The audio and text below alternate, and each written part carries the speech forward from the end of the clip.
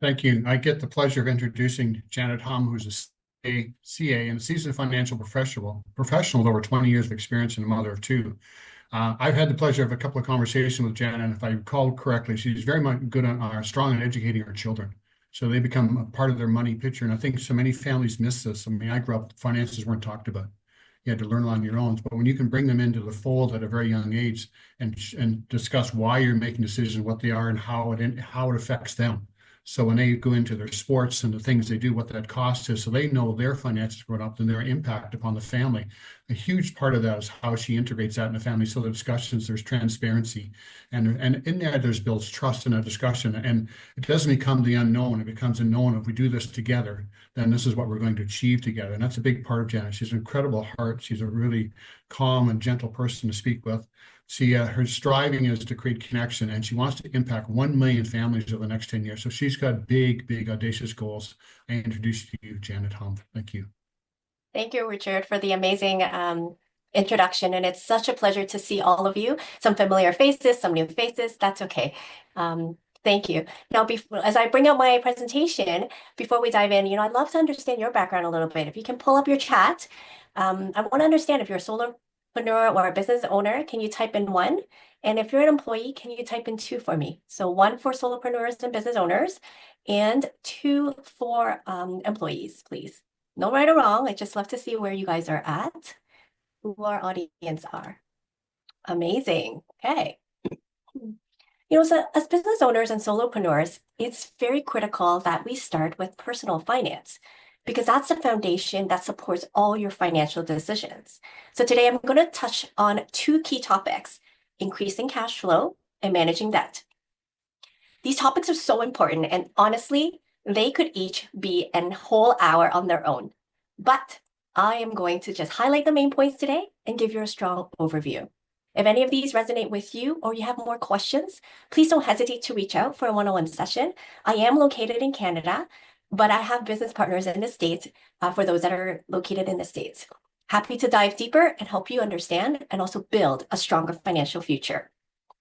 So first of all, and I think Sarah mentioned that as well, and Christina, where would you like to be in 5 years?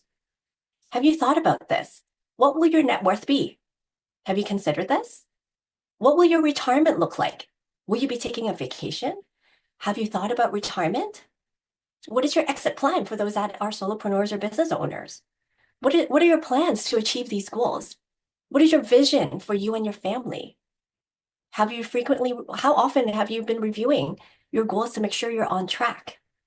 Do you have a roadmap to get there? Key takeaways in the next 15, 20 minutes. Discover $100 or more that you didn't know you have.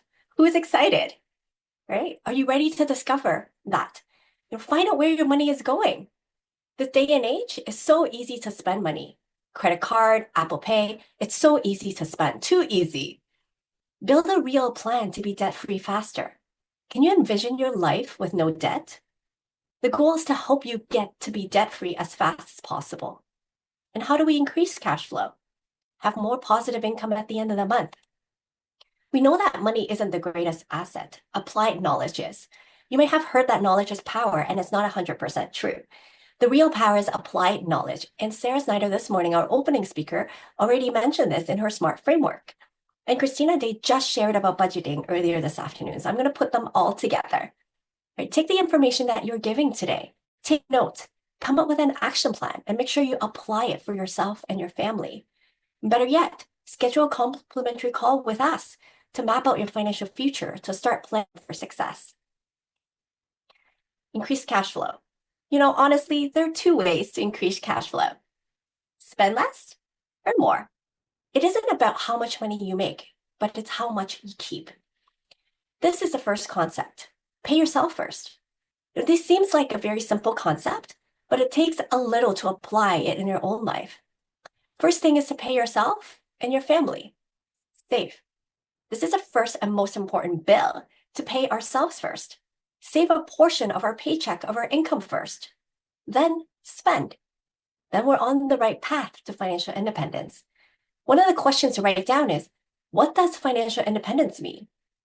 Make money, save money, spend, then the path to financial independence. But most of us, we spend first.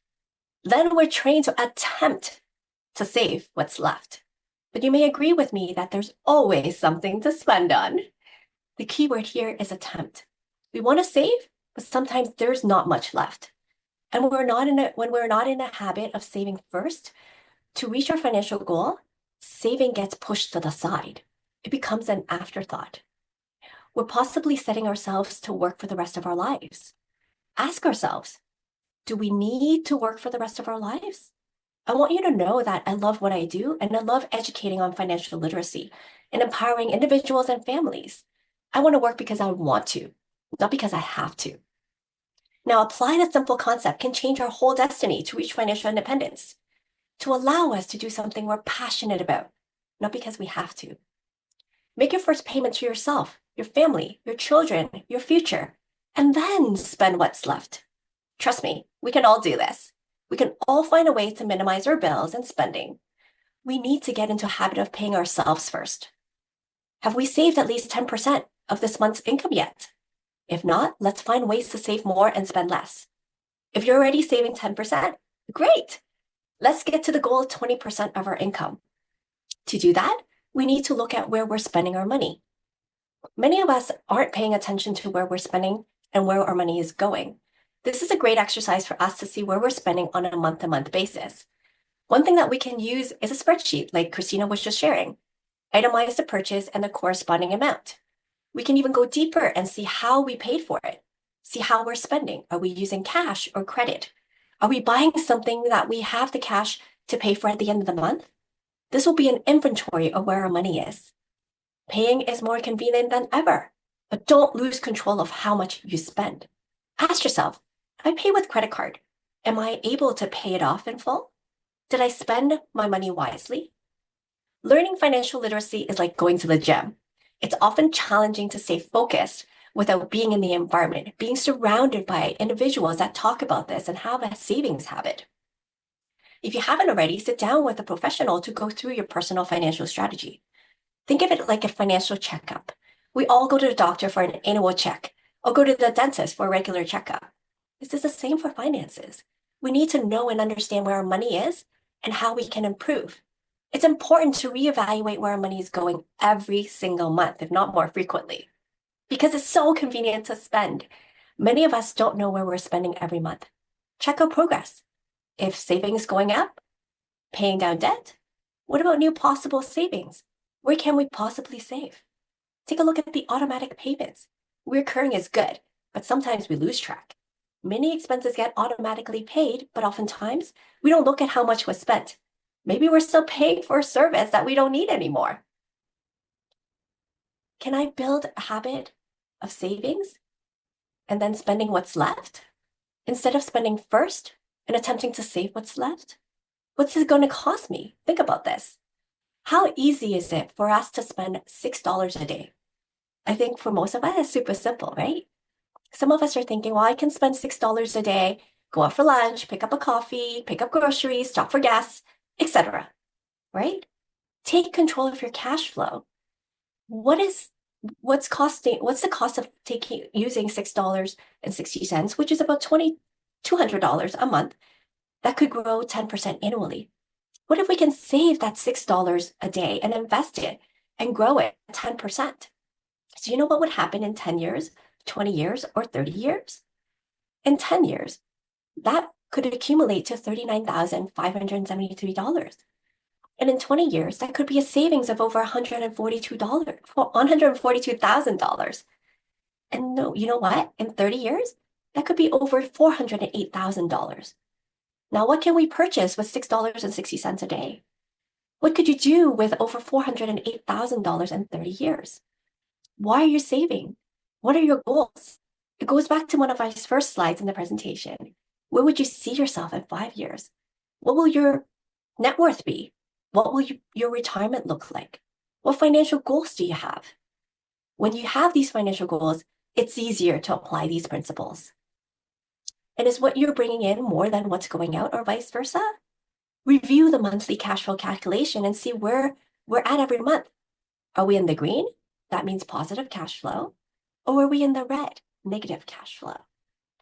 Take control of your finances. Get in the driver's seat of your car. Have more confidence in managing your own finance. If you're a VIP attendee to the summit, you'll have access to the ultimate cash flow and net worth tracker, which will help you track and manage your monthly ins and outs. We can all be financially independent. You just have to have a plan. And you might ask, well, what does that look like? Number one, increase cash flow. Make more money when you can. Have multiple sources of income. Spend less, save more. Rebalance your budget, increase your savings. Reduce your debt and liabilities. You can be debt-free. Understand how money works. Become your own money manager. Have a clear financial goal. Build a solid financial foundation. Have a life of purpose. Build a legacy. Embrace change and expect to succeed. Change your habits. Expect to win. Remember to never lose sight of your goals and your reasons why. Will you shrink your dream to fit in your income? Or increase your income to fit your dreams? There's only one life to live. Choose to increase your income to fit your dreams.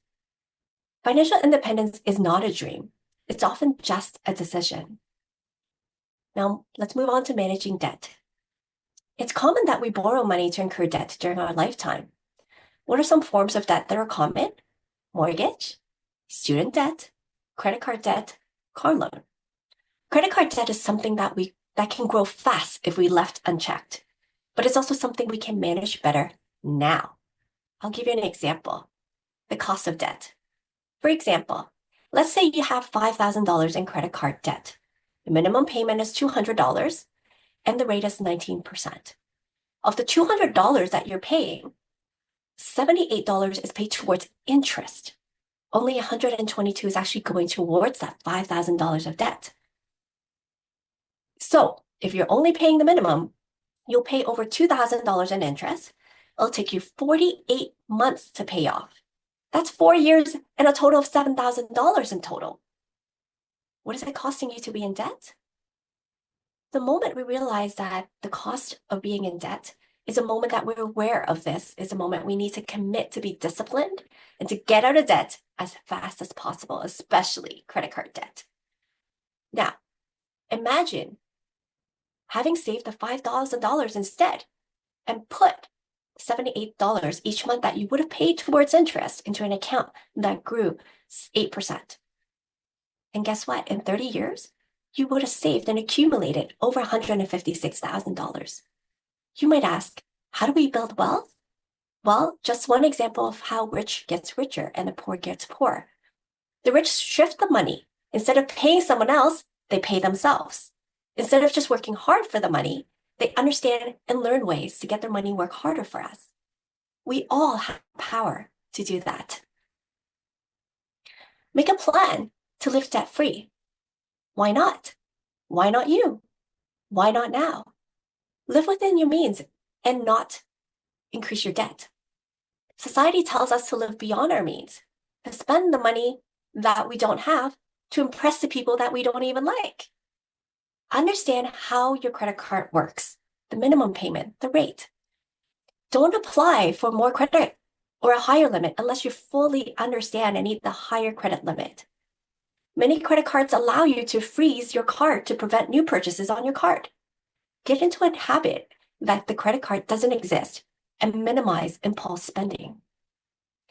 Build the habit of using cash or debit and work towards paying off your balance. In summary, we can find ways to save money by consistently reevaluating our monthly expenses. We can manage our debt and plan to pay them off faster using debt roll-up. In addition to saving more and spending less, we can find ways to earn more, multiple sources of income. What else did we learn that will help us increase our cash flow? Imagine, do you think if people understand how liabilities are, that they would have less debt? Wouldn't living debt-free be a less stressful way to live? A time when you had no debt or payment, how much simpler life was? If you could use your income for building financial freedom, how much better would life look and feel with no financial liabilities? What would it feel like for you? The choice is yours. Financial freedom is a choice. I thank you for your time in attending this session. And as a token of my appreciation, you'll have access to 22 smart ways to boost your cash flow. This is designed to help you discover untapped opportunities to increase your monthly cash flow without the need of a second or third job. I want to thank you, Pao, for posting my social media links and calendar link to continue our discussion. To answer some of the questions that were posted earlier with Sarah, I am licensed in Ontario and BC, and I'm working on my license in Quebec and the US as well. So thank you.